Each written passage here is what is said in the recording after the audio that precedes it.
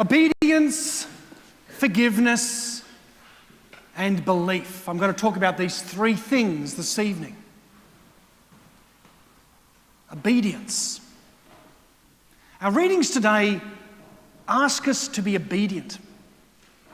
And part of being a person of faith and being perhaps a religious person is that we are obedient to some of the things that God asks us to do. And this is not just a Christian thing, this is present in every religion. All of us are asked to do certain things.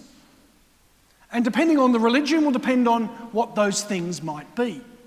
One of the things Jesus asks us to do is to gather together and to do what he did at the Last Supper. And Jesus says, do this in memory of me, or do this in remembrance of me. And this is what we're doing when we gather on a Sunday. We're being obedient to what Jesus asked the first Christians to do. But it wasn't always like this. If you go back into the Old Testament, which we had with our first reading, we get a sense of the sacrifice that the Jewish people had to do to be obedient to their understanding of God. What we're told, and Moses was commanded this, was to bring the people together. They slaughtered animals. They took the blood from these animals that they'd offered in sacrifices. Some was then poured all over the altar, literally blood flowing over the altar. It's quite gruesome when you think about it, what was described in the first reading. And then we're told, with the congregation gathered, he then gets a bucket of the blood and throws it on the people. This is what we heard in the first reading. And the Jewish people said, we will still be obedient to the commands of God. And they were. And they did this right up until the time of Jesus and even a little bit after the time of Jesus.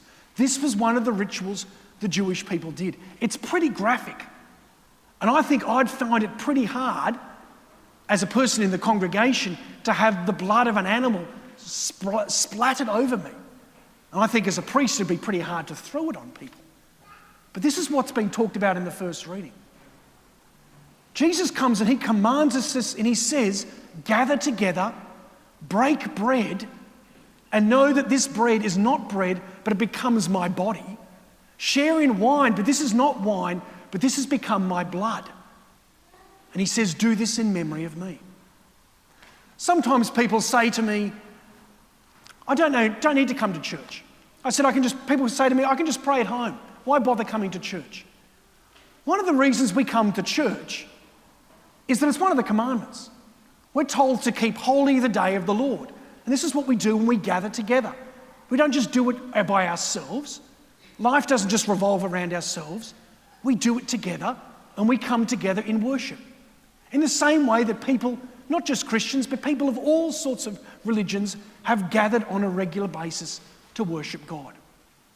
But unlike the Jewish people of old, where they had blood strewn upon them, we gather together and we experience the sacrifice of Christ in a much more acceptable and palatable manner. Jesus takes bread and says, this isn't just bread, this is my body. He takes wine and says, this is my blood. And then he says, share in it. Share in this sacrifice. And so we're obedient. So the first thing we're called to be is people of obedience. Jesus has asked this. He's asked us to do what we're doing in memory of him. And so we gather. Sometimes it feels a little weird, but it could be much more weird. If I came down the aisles spreading blood of animals all over us, I think you probably would say, I'm not coming back next week. And so the way we have it, I think, today is, as St. Paul says in the second reading, this is a far more acceptable sacrifice. It's much easier to participate in this than what the Jewish people did 2,000 years ago. So we're called to be people of obedience. We're also called to be people of forgiveness. And the Eucharist is an act of forgiveness. Jesus gathers together, and we heard it in the Gospel tonight, what we call the Last Supper.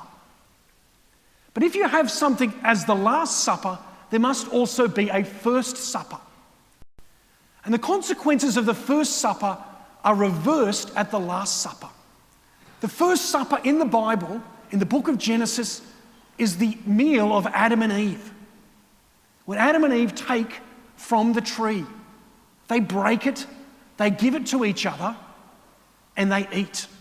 And literally we hear that language in the book of Genesis, the first meal that's described. They take, they break, they give, and they eat.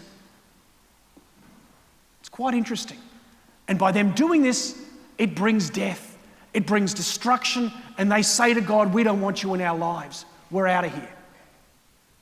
What happens at the Last Supper brings an end to this. And it says, we've got renewal. God's going to come into us. We're no longer going to turn our back on God. We're welcoming God into us. We're going to eat the body of Christ and bring that into us. You can't hide from God when you've just eaten Jesus in Holy Communion. God's now inside you. And so the Last Supper brings an end to the impact and the effects of that first supper. For those who are about to enroll for First Holy Communion, the sacrament that we do before First Holy Communion is First Reconciliation. And we do that because when we come to the Last Supper, we need to know that we've been impacted by that First Supper, by that meal of Adam and Eve that brought sin, that brought selfishness, that turned our back upon God and love. And so when we come to the Eucharist, we know that we want God in us. We want to be people of love, and this is what we choose. So we are people of obedience, and the Eucharist helps us to be obedient people. We are also people of forgiveness, and the Eucharist brings forgiveness to us. It brings an end to sin and gives us a new chance to be the image of God. And we're called to be people of belief. When we come to Mass, it's very hard. We look and we say, it looks like bread. It looks like wine. But what Jesus says, he says, this is my body. This is my blood. He doesn't say, oh, look over there, that looks a bit like me. He doesn't say that. He doesn't say, oh, that bread, that's a symbol of me. He doesn't say that either.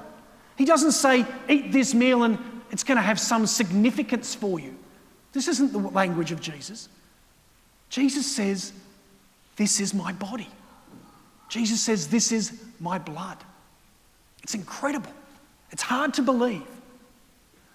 On a Sunday evening, I'm going to be doing it shortly after this Mass tonight. Often when I have a chance, I go down the south coast. My family have a beach place down the south coast. And I often take my mum down and some other members of my family. I'll stay down there Monday and come back Monday night. It's part of my day off. And what I often do when I get down there on a nice starry night, I'll go down with my mum and whoever's come from my family, and we go down the beach, sit on the beach at 9 o'clock, 10 o'clock at night. Bring a few things of tea with us, and we drink some tea and we look at the stars. It's an incredible thing to do when you get out of Sydney to look at the night sky. If you haven't done it for a while, I encourage you to do it. The reason why I'm telling you this is that when I look up at the night sky and see the stars, I know I'm not actually seeing a star. I'm actually seeing a light that's come from a star that was there and has taken all this time for the light to come to me, for me to be able to see it. So I'm perhaps seeing something that was there maybe 1,000 years ago or even 1,000,000 years ago. And our eyes can deceive us. Sometimes we can look and think we're seeing something. And this can happen with the Eucharist. We can look and we say, oh, that's bread. Or we can say, oh, that looks like wine. Or I can say, oh, that's a star up there. But it's actually not. It's the light that's come from something that was there thousands of years ago when I look in the night sky. And when we come to communion, what we see looks like bread. But Jesus says, no, it's not. This is my body. We see the wine and we say, oh, that looks like wine. It's actually not. It becomes the blood of Christ. And so we're called to believe. So 3 things I've talked about. We're called to be obedience. And the Eucharist helps us to be people of obedience. The Eucharist helps us to be people of forgiveness. And the Eucharist helps us to be people of belief. Let's celebrate the Eucharist. Let's love the Eucharist. Cherish the Eucharist. When you come forward to receive communion, those who are receiving communion tonight, come forward and don't just take it casually. This is God you're receiving. Create a little cradle or a little throne to receive Holy Communion if you're receiving it in your hand. And know that you're handling not just a piece of bread. This is God, the body of Christ coming into you. And treasure this like you would nurse a newborn baby. Treasure this host and take it into you, not casually, but with great reverence, because God's coming into you. In a moment, I'm going to invite some of our confirmation candidates